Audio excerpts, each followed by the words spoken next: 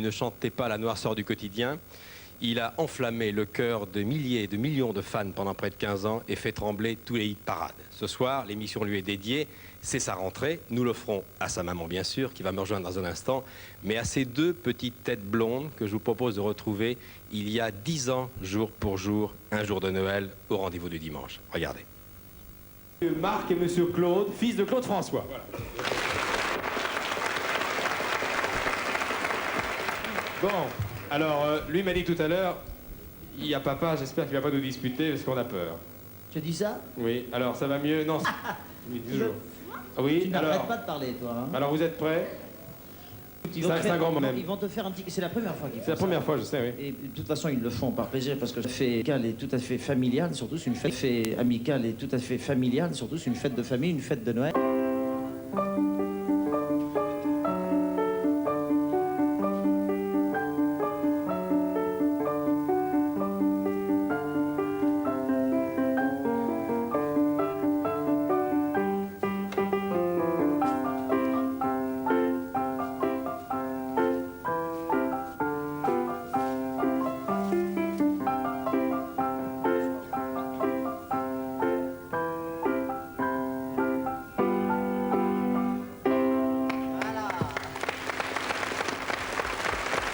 C'est pas mal.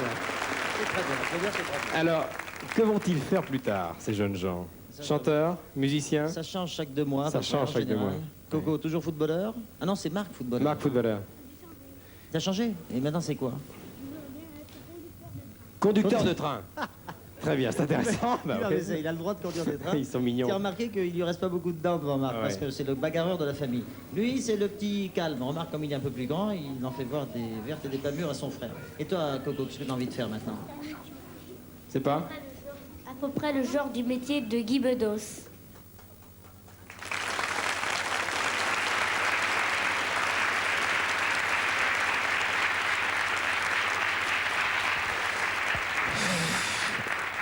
Marc ne sera pas conducteur de train et Coco ne fera pas le métier du genre de celui de Guy Bedos. Ils sont là tous les deux, ils sont grands. Là, ils avaient 7 ans et 6 ans et demi. Maintenant, ils ont à peu près 19 ans et 17 ans et demi. Claude et Marc François.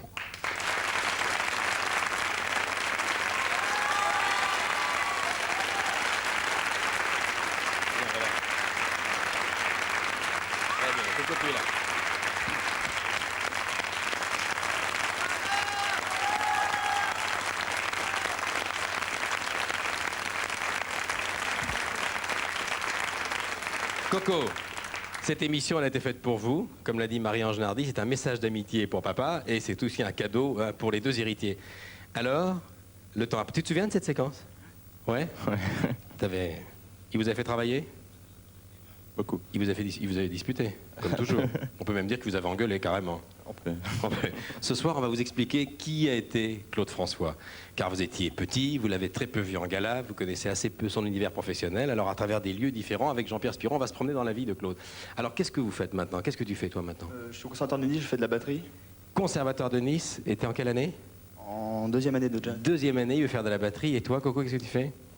Il paraît que tu es un jeune styliste de talent qui cherche des sponsors, profites-en. C'est vrai que tu dessines des Ouais, fringues. je dessine.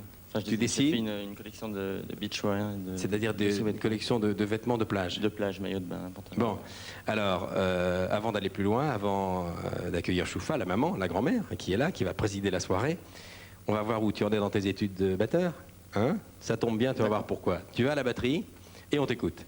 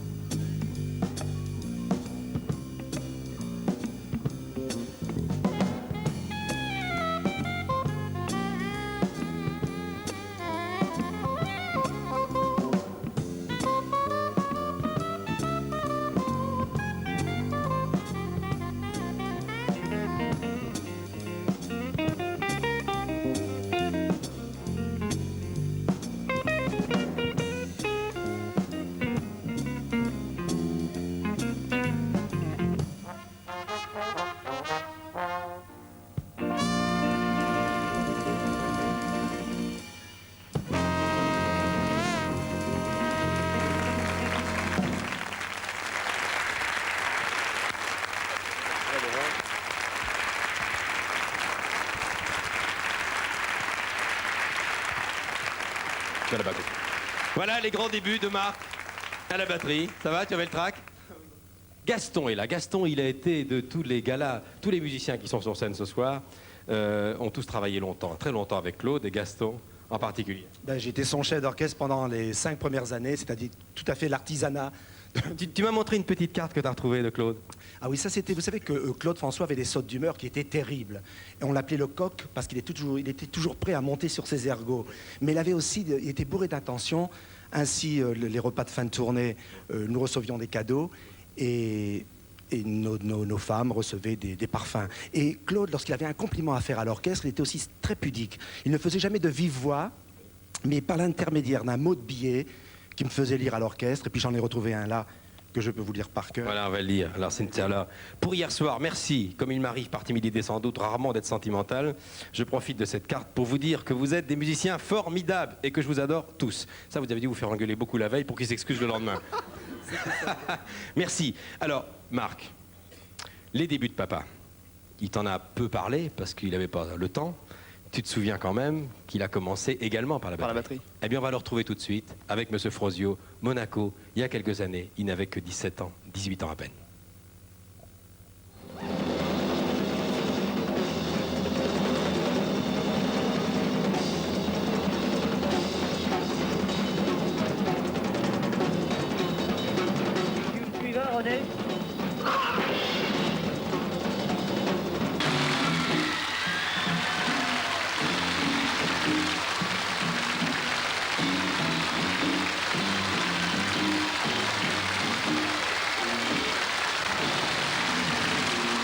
Louis Frosio, quand vous avez rencontré Claude François pour la première fois dans les années 55-56, il était plus jeune que l'autre Claude, que Coco qui est là. Il avait quel âge? 16 ans. Il venait d'avoir 16 ans. C'est-à-dire, c'est sa mère qui me l'avait... Elle m'avait demandé, est-ce que vous ne pouvez pas prendre mon fils dans votre orchestre? Je dis, qu'est-ce qu'il joue, votre fils? Je dis, la tumba. Et le lendemain, elle l'a amené et je l'ai trouvé très bien, très gentil, bien élevé, beaucoup de classe. Alors je lui ai dit, viens ce soir à 11h, tu feras un peu de typique avec nous autres. Et il a commencé et il jouait très bien la tumba. 2 mois après, il s'est mis à jouer la batterie et il jouait très très bien. Et puis il y avait même des soirées, quand il chantait, les jeunes, ils étaient contents, ils applaudissaient. Et même Maria Callas, quand elle venait, fai cantare il piccolino, il chantait bien. Et il chantait, il était...